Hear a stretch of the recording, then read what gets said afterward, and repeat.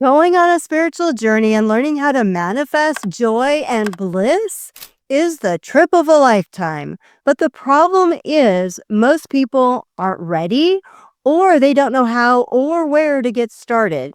Or if you're like me, the journey took years when it didn't have to.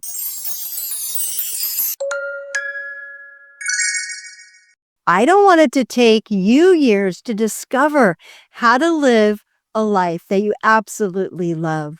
So, over the next few minutes, I'm going to share with you everything I learned on my spiritual journey, including understanding who I really am and learning to completely love myself unconditionally in order to live this magical life where manifesting is easy.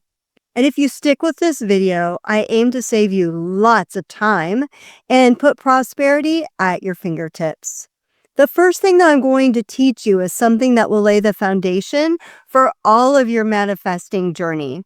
It doesn't matter if you want to manifest health or wealth, you must become aware of your thoughts and your feelings.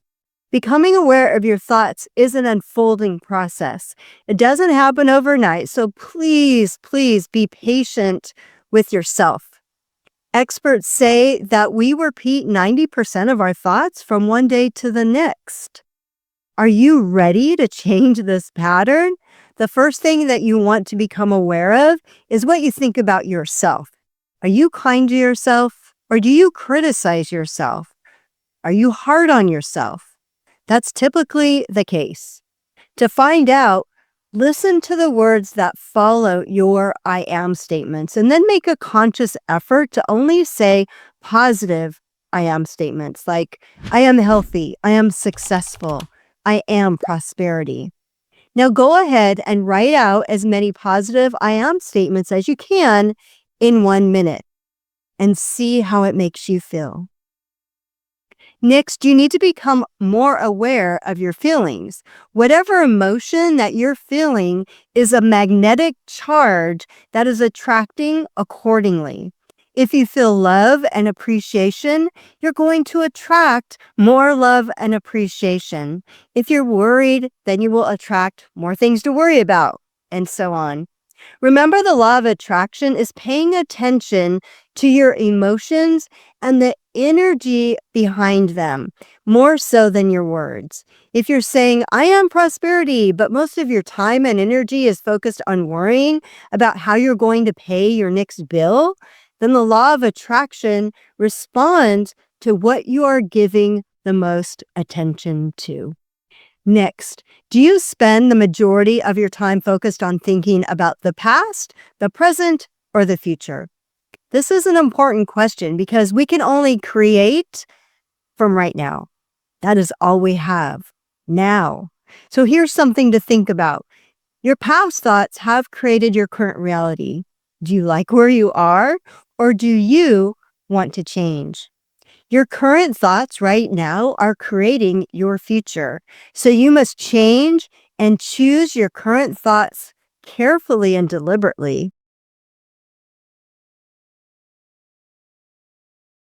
So tell me, do you want your outer world to change?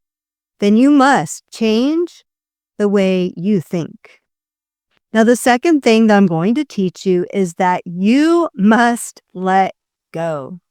You must let go of the past and release resentments, jealousy, bitterness, fear, worry, negative beliefs, regrets, false beliefs, hurt feelings, pain, criticism, anger, guilt, unworthiness, judgment, blame, and shame. You must let it all go. And you must be able to forgive yourself and others completely. Letting go is also an unfolding process. But when you're ready, things can melt away. There's a lot of energy surrounding these feelings, and this is one of the areas that I focus on when I'm helping people in my individual heal sessions. Often it is the energy of a negative relationship or situation that is keeping you stuck in the past. And I've had lots of success in helping people to let go of negative emotions that are affecting their emotional and physical health now. After a session with me, people often tell me that they feel 10 pounds lighter. See, the point is, you don't know how much future you've got. What's gone is gone. There's absolutely nothing you can do about it. Some of you have had divorces. Some of you have probably had bankruptcies. Some of you have had terrible things happen in the past. But what's gone is gone. It's in the past. And to spend your time focusing on the past is to spend the only thing that you've got, and that's what's right here, right now, because the sand never stops running. This is all we've got. And to spend your time now thinking of what happened there is making absolute certain that the future is going to be the same as the past. Now, I don't suppose many of us spend a lot of time thinking about that, but a lot of us spend a lot of time making that error. That's an excellent symbol. All you got is now. So isn't it time to let go and be focused on the present? It's all we have. Now, the third thing that you must understand is that energy is everything, and everything is energy, and we are all connected. Let's listen to Dr. Joe Dispenza. He is the best at explaining quantum physics. So if you're walking around your life feeling sorry for yourself and feeling like a victim, you are broadcasting that signature into the field, and you will create more experiences to suffer. What is the simple definition of quantum? Quantum physics says that your mind and matter are so intimately connected that it's impossible to separate the two. That matter has a mind, and mind is in matter. And you can't pull them apart. And so, Newtonian physics, the world we live in, is the physics of the predictable. Okay, we're going to shoot a rocket to the moon. We need to know the distance, we need to know the speed, and because we can figure out all of those elements, we could say that Newtonian physics, we can predict where we're going. We can predict how much time it takes. But the quantum model of reality is about the unpredictable. It's about this place of uncertainty. And so in quantum physics, it's amazing because when they started studying the very tiny particles in atoms, like electrons and photons, they expected that those particles would behave like planets rotating around the sun, predictably, but they don't. They respond to mind. And so now, all of a sudden, the quantum physicist comes along to measure the electron. And the electron goes from a wave of possibility, and all that energy collapses into a particle, and it's called collapsing the wave function. They turn their back and no longer look and observe the electron, and it turns back into energy. So mind is affecting matter. So, I have drank martinis with quantum physicists till sunrise, hundreds of times. And they always say, well, the observer effect works really well for the tiny, small subatomic particles, but not for the very large. And I always say the same thing to them. Yeah, the observer does work for the very tiny and not for the very large. But what if we're poor observers? What if we can get better at observation? In other words, if you wake up every morning and you do the same thing that you've been doing for the last 10 years, then you're caught in the predictable world of Newtonian physics. And if you're doing the same thing over and over again, we can take your past and lift it up and set it on your future, and it's going to be exactly the same. So then if you're viewing your life from the same level of mind every single day, then you are collapsing the same possibilities into the same reality.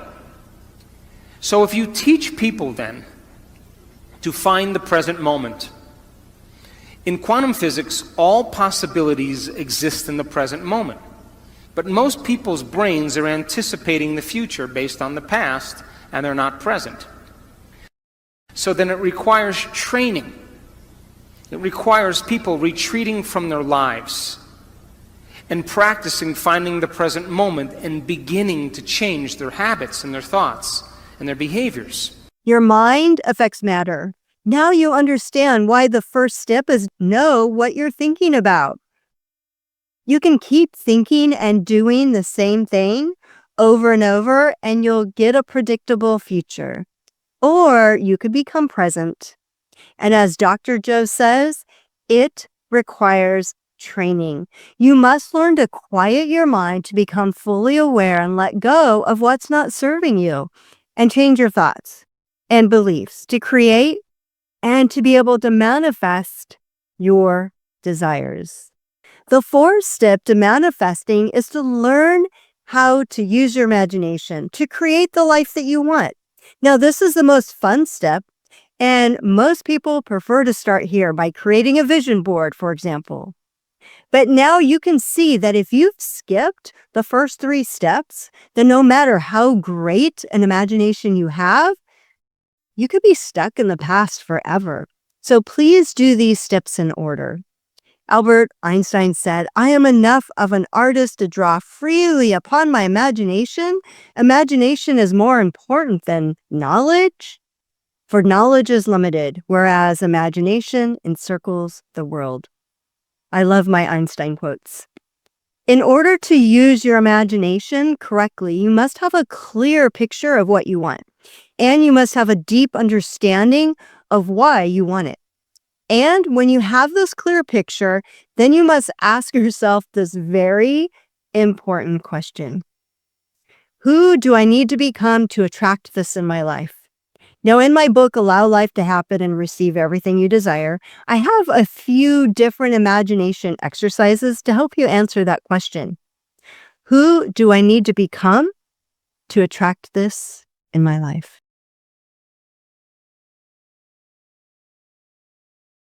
Now, the 5th step is a natural progression of the previous 4 steps. It's all about being conscious and learning how to control your thoughts, since the law of attraction is always working. In The Science of Getting Rich, Wallace D. Wattles writes, "It requires power to think health when surrounded by the appearances of disease, or to think riches when in the midst of the appearances of poverty. But when you acquire this power, you become a mastermind. You can conquer fate. You can have what you want." I love that quote. So how do you keep yourself feeling good and positive and uplifted and focused on what you want more and more? Through the power of gratitude. When you have and feel this profound sense of gratitude for all that you have, you can't be sad or depressed. Melody Beatty says that gratitude turns negative energy into positive energy, and I agree. If it is a new thought to you that gratitude brings your whole mind into closer harmony with the creative energies of the universe, consider it well, and you will see that it is true.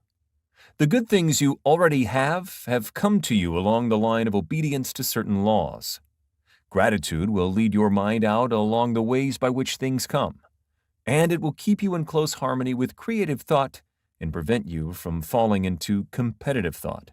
And to manifest, we need to be in a state of creativity and not competition.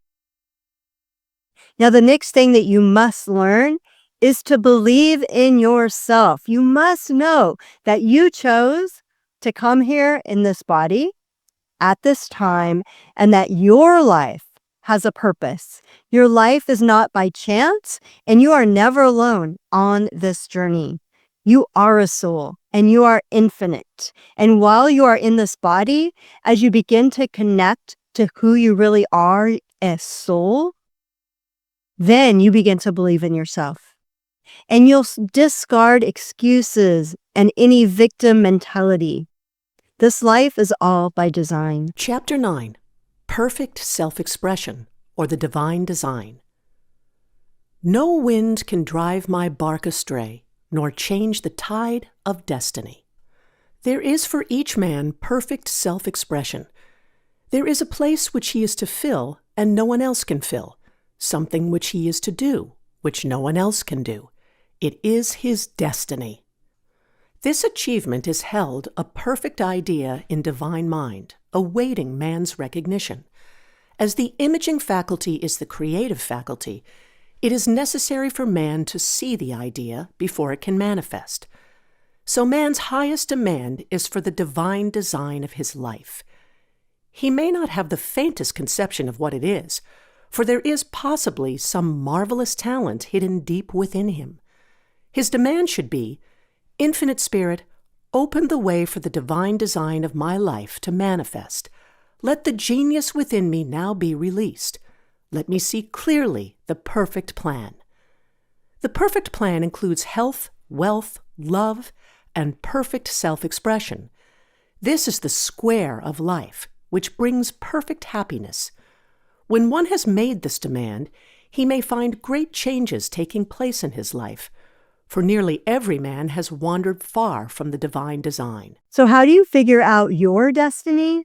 By connecting to your soul through quieting your mind and meditating. Now, meditation can look very different for individuals. You must find your own way to quiet your mind. Be curious about it and experiment. For some, it's sitting quietly and breathing. For others, it might be taking a walk in nature or playing an instrument or singing or drawing. As you connect to your soul and you believe in yourself, know that there is a greatness within you. You will become the deliberate creator that you are meant to be. Finally, whether you want to manifest health, wealth, relationships, or joy in your life, you must love and accept yourself unconditionally. When you love and accept yourself unconditionally, you will find it easier to express love to others.